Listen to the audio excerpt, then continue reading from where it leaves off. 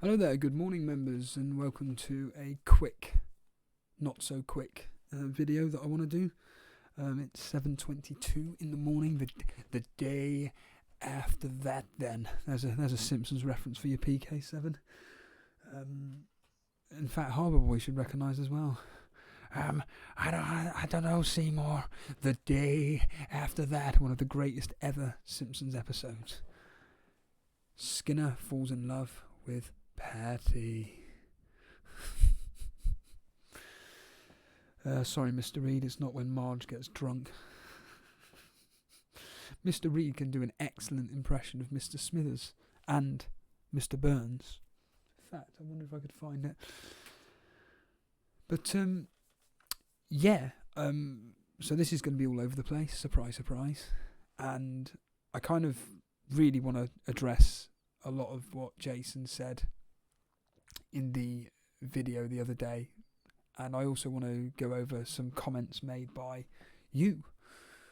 So firstly, let's get on with the FPL stuff. I can already hear people, oh thank God, now I don't have to, so I'm wanting this game week just to get out. Go on, get out. I will not have her branded around willy-nilly. Yeah? Shame. What should she do if she gets hassle off the boys' dawn? Kick him in the balls? Ooh, sexist, get your broth. Do you want to go out too?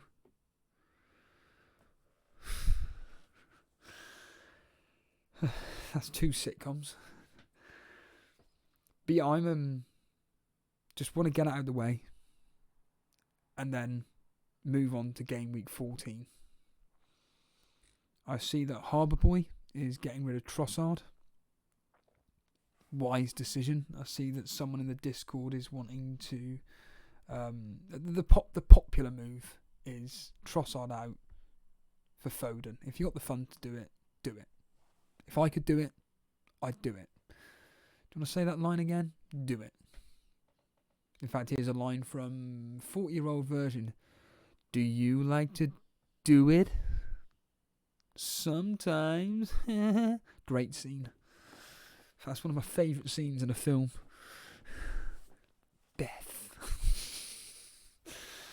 That's a film I've seen about 100,000 times. In fact, that's one of those, whenever Chain Wrestling ask about, films that you've seen 100 times or whatever. The 40-year-old version is something that I never ever bring up, but that's a classic. I know of the 50-year-old version. So why did you say 40-year-old version then? That's a great film. But yeah, I think that move is excellent. As I said to Jason last night, who I really do think should captain Foden. If you're bringing in a player for a hit, just do it. And I think that Jason probably will end up doing it. I am legitimately going to be quite nervous doing the stream today in the sense of not having the triple up of Man City. Only if, and I keep making this point, if I come out of that Nottingham Forest game versus Liverpool with a Robertson, Trent clean sheet and a Salah return, my heart rate will go from 120 BPS, beats per second, and it will go down to about 100. Wondering what the likes of Cancello, who only gets double, here's another one. You're better off captain Cancello. He only gets double-digit returns at home as well. The City boys, despite the fact that, at home they're freaks of nature, and that makes sense as to why they're always getting double-digit hauls at home, but consistently Cancello, Foden are the two that are getting those double-digit hauls at home. So if you feel that you could go slight differential with a Man City asset, I would not be looking at you going, what the fuck are you doing? Just do it. And the fact that Jason has brought in Foden, he feels confident with him moving forward. Like Jason says, it's his boy. Go for it. I'm really, really hoping that the Liverpool lineup is Robertson and Trent. Like I said, with my fantasy football luck, probably both of them will play and they'll concede a goal.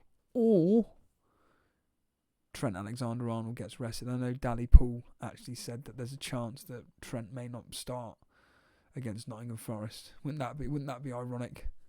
They still get a clean sheet, but Trent doesn't start. He comes on for 20 minutes. Brilliant. But this game versus Brighton, as I keep banging on about, I've predicted 4-0. Jason's gone 5-1.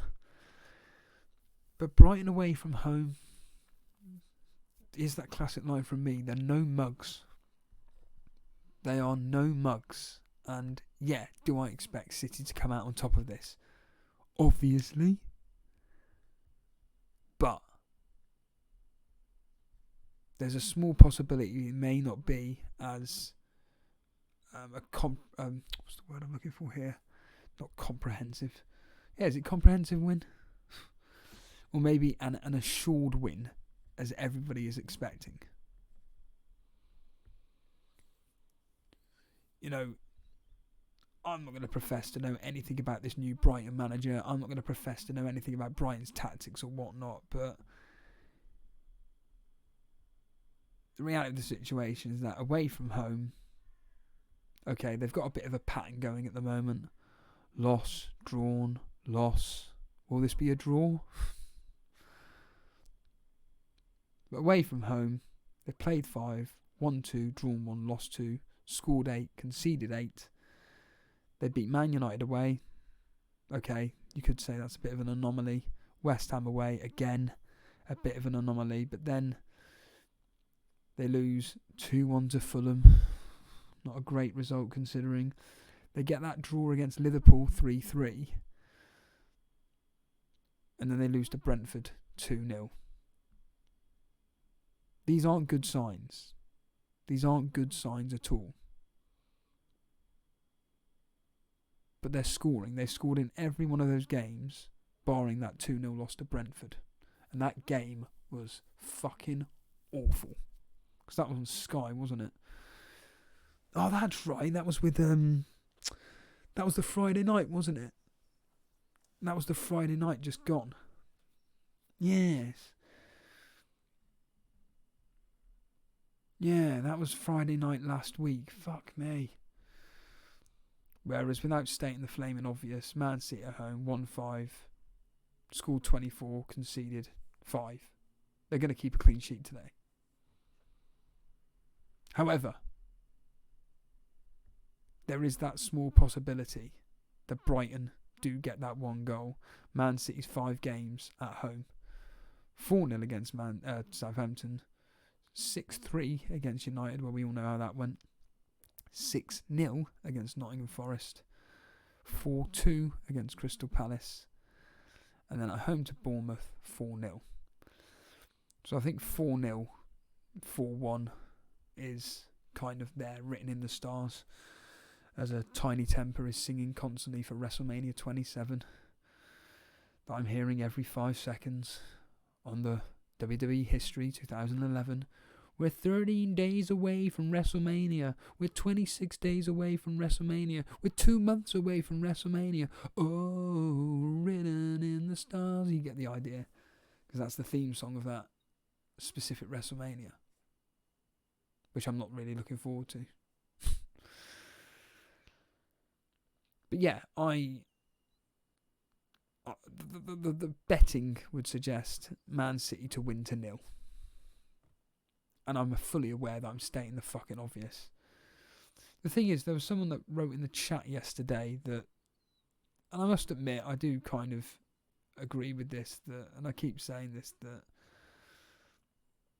the fact that we just auto pick Haaland as captain, it's made the game a bit boring. I do agree with that statement. People go, yeah, but Salah last year. Yeah, but there were always other options, potentially, that you could captain. Now it's... yeah. But this game week is looking like it could be, as I stated in my results yesterday, Liverpool should just get past Nottingham Forest, but honestly, Nottingham Forest at home do score goals, so I do expect Nottingham Forest to score, unfortunately. I just touched on Man City. Everton versus Crystal Palace. Everton, excellent defence. Crystal Palace, they're okay defensively, but they're shit away from home, so I expect Everton to come out on top 1-0. Crystal Palace can get a draw there. They seem to be they can't win away from home, but they can certainly draw away from home. And, that's why the form was suggesting that it's going to be a 1-1 draw against Everton. But honestly, 0-0, 1-1, 1-0 to Everton maybe. Everton can't score. So, yeah, I think this game's going to be pretty flat. Chelsea Man United's an intriguing one from just a real life perspective. No one's going to have any assets from Chelsea whatsoever, or Man United, unless you're Brew, who brought in Dalot, or if you're Jason, that's got Dalot and Kepa. Once again, an extremely tight game. Barely anything going to be in it. It's not going to be open-ended. Like, again, I make this point, fantasy football managers, like, they seem to think that because they've got a Chelsea asset or a Man United asset, well, it's going to be a Aubameyang's going to get a hat-trick. Why? Because you own him. Get a grip of yourself. Mason Mount's going to storm it and he's going to get a goal and assist. You're aware they're playing Man United. And it's not like Chelsea have been pulling up trees, whether that's in the Premier League or the Champions League. I mean, if we look at their recent results of late, I'm sure Harry can tell us this, but when I say they're not pulling up trees, prove me wrong, Stevie boy. Lots of clean sheets. These are all Chelsea wins, by the way. 3-0, 3-0, 2-0, 2-0, and then 0-0. But the reality of the situation is that when you look at those goals, it's not like they've been scored in the matter of minutes. I mean, if I look at the Chelsea versus AC Milan game when they beat them 3-0, they scored in the 24th minute. And then Aubameyang scored in the 56th. Okay, then Reece James scored in the 62nd minute.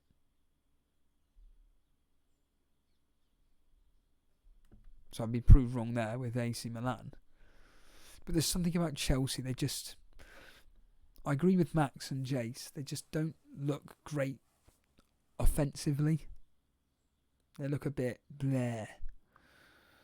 So, like I say, if there is a winner for me, it's going to be Chelsea. But the way Man United are playing at the moment, if we look at their latest results, I mean, they are literally just hit or miss. 1 minute they play well, the next minute they don't. So they're all over the place again. So they get absolutely decimated, as we know, by Man City. As Mark Goldbridge said, they genuinely could have been 9-10 up by half time. I've always, when you hear someone say that, they could be 9 or 10-0 up, I really do think to myself, if only that actually happened, that would be fantastic. That would be so fucking good if a team went in a high level as well. Premier League, Bundesliga, Serie A, La Liga, going in at half time 9 or 10-0. That would be fucking amazing. Yeah, Man City win 6-3. Then it's their game against Omonia Nicosia. They win 3-2. Then they're away at Everton 2-1. And this is when the clean sheets kick into play. They beat this Nicosia 1-0. They drew 0-0 with Newcastle, a very dire performance. And they beat Tottenham in a really well-drilled, solid attacking display from Man United, and they beat them obviously 2-0. Now they've got Chelsea. One team that is scoring goals and keeps clean sheets versus a team who's not particularly scoring goals but is keeping clean sheets. This is going to be a fascinating contest, which I'm really looking forward to watching tonight. And like I say, I'm expecting this to be 0-0, 1-1 or 1-0 to Chelsea. Like I said, if there's a winner, the history doesn't suggest it. The history is suggesting if there is a winner, it's an away team, because the only time in the last 6 a team has won has been the away team. The last 4 have been 4 draws, 1-1, 2 1-1s and 2 0-0s. So yeah, this is going to be a real chess game. And then the other fixtures, obviously all coming on Sunday, where unfortunately I can't actually... I'm at work. Aston Villa versus Brentford. Aston Villa, whatever Aston Villa fans may think, actually at home, they're pretty good. Brentford away from home are terrible, so I expect Aston Villa to win this. And you just know you're going to hear all the people come out saying, you see, was Steven Gerrard sacked too early? They got a result against Brentford. They are now, they're up to, they've taken over Bournemouth in the and are they really going to fire Thomas Frank? Was it a bit too hesitant from the owners? Obviously there are people like Karma Baby and various other Aston Villa fans that want him out anyway, but I expect Aston Villa to win this. Leeds Fulham, as I stated yesterday, Leeds' home record is excellent. Fulham away from home, very similar to the Aston Villa game. Terrible. Wolves Leicester, I mean, Jesus Christ, if that's got draw written all over it. I mean, I went with 1-1. Southampton Arsenal is a tough fixture, I think. Just a bit like with Man United, you just don't know what you're going to get from Southampton. I can already hear Top Tim saying, "Oh, we do." But literally their results at home are all over the place. Drawn, loss, won, loss, drawn. So that pattern suggests they're going to lose. They are up against an Arsenal team that like to play away from home. They're top of the away table, 1-1, loss 1-1. So ironically with that pattern, 1-1, loss, 1-1, loss. A draw anybody? But no, away from home, very similar to Man City, but with lesser goals. They've scored 10 and only conceded 3. So I expect, again, this game to be a 1-2-0 to Arsenal. Just a professional performance. Hopefully, Martinelli can actually outscore Saka. That'll be one for me anyway. And then the final game tomorrow will be Tottenham versus Newcastle. Once again, a very, very, very tight game. If Eddie Howe falls into the trap of just trying to attack, I mean, to be fair, Ten Hag did this. But if they get caught out on that counter-attack by Tottenham, I think this could get ugly for Newcastle. If it ended... Let's just say the game ended 4 or 5 goals to Tottenham, which I don't expect it to, but if that happened, Tottenham would score 4 or 5 goals, brew, you'd be loving life. But the reality of the situation is that at home, Tottenham are very, very good. Newcastle away from home are very, very good. I do expect Tottenham to come out on this. Like I said, 1-0, 2-0. Can Newcastle score? Yeah. But I just think Tottenham always seem to be a team that concede these silly goals. So 2-1 to Tottenham maybe could be the bet there. Maybe even 3-1 to Tottenham. But no, I mean, Newcastle are solid enough where... I mean, their away record, Newcastle, is 7th best. They've only lost once. They've only conceded 4 goals away, but they've only scored 6. The draws were 0-0 against Brighton, 1-1 against Wolves, 0-0 against Man United, and they only just lost to Liverpool 2-1. And then they battered Fulham, as we all know, 4-1. They battered them as well. So yeah, I expect this to be a very, very tight game. And then the final game of the weekend is, well, it's not even the weekend, it's on Monday. West Ham at home to Bournemouth. They've turned it around of late, West Ham. In the Premier League, they've drawn 1 and won 2 of their last 3. In fact, their last 6 fixtures across all competitions, they're unbeaten. In fact, they've won 4 and drawn 1. And they only lost narrowly, as we all saw, to Liverpool. I mean, West Ham were terrible that game. Their results being 2-0 against Wolves, 1-0 against Anderlecht, beat Fulham 3-1, beat Anderlecht again 2-1, drew with Southampton 1-1, and then they just narrowly missed out 1-0 to Liverpool. They got Bournemouth, a team who are just all over the place at the moment. They seem to be drawing every single game. Not literally, but you know what I mean. And I think they'll put up a fight, but I do expect West Ham to... in fact, I say that, I am actually right. The last 5 fixtures for Bournemouth: Newcastle 1, Bournemouth 1, Bournemouth 0, Brentford 0, Bournemouth 2, Leicester 1, Fulham 2, Bournemouth 2, and then they just narrowly missed out to Southampton, losing 1-0. So yeah, I expect this to be like a 1-0, 2-1 maybe to West Ham. Tight game, and yeah. So really, the money is on. If anybody is watching this, and you know, it is going to be a case of get your money on tight fixtures under 3.5 goals. I think for a lot of there we are, John. Under 3.5 goals for a lot of these games. I think it's.